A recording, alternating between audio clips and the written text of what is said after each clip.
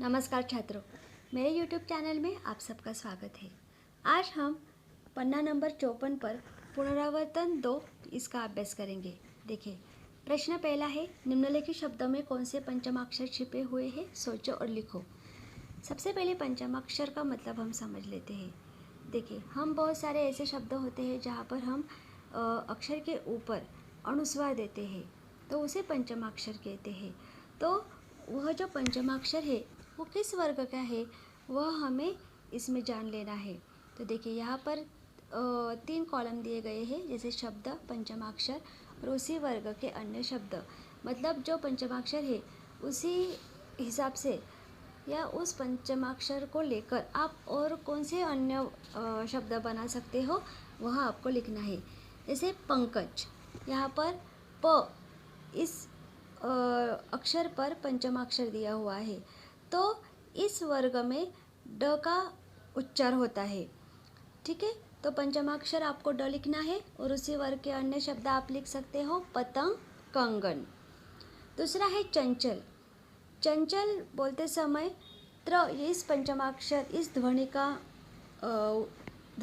प्रतीत होता है, इसलिए यह पंचमाक्षर त्र आएगा और उसी वर्ग के अन्य 2 शब्द है जंजाल, पंजाब।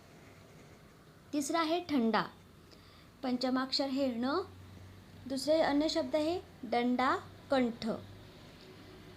अगला शब्द है संत, इसमें पंचमाक्षर है न और अन्य शब्द इसके बनते हैं मंथन, अंदर।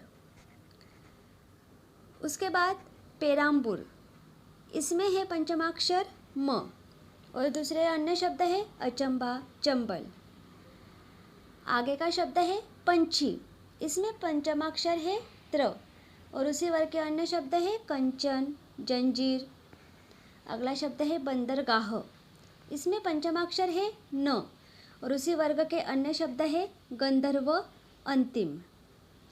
अगला शब्द है उमंग, पंचमाक्षर है यहाँ पर ड और उसी वर्ग के 2 अन्य शब्द है गंगा, संघमित्रा। देखिए, मतलब पंचमाक्षर न, ण, म, त्र और ड, ये 5 पंचमाक्षर है।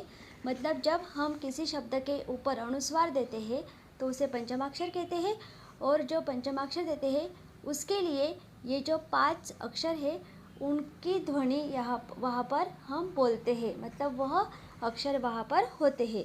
तो उसी वर्ग के जो मैंने अन्य शब्द आपको बताए हैं उसके बावजूद अलावा भी आप दूसरे शब्द लिख सकते हो।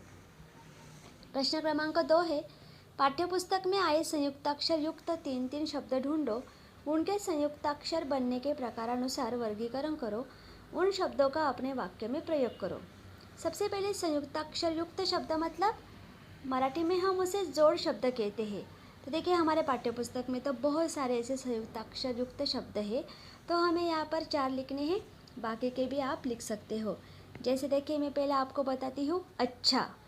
यहाँ पर आधा च और छ है, तो छ को हम च यह जोड़कर एक अच्छा यह शब्द बनता है और इसका वाक्य है, अच्छा परिणाम चाहते हो तो शुरू से मेहनत करो। आप दूसरा भी वाक्य और दूसरा भी शब्द लिख सकते हो।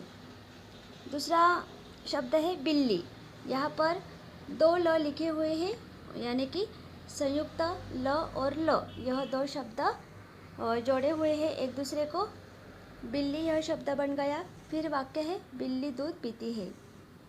आगे का शब्द है स्वच्छ, यहाँ पर स और व और च और छ, ये दोनों अक्षर एक दूसरे से जुड़े हैं, इसलिए स्वच्छ यह शब्द बन गया। इसका वाक्य है अपना वातावरण स्वच्छ रखना हमारा कर्तव्य है।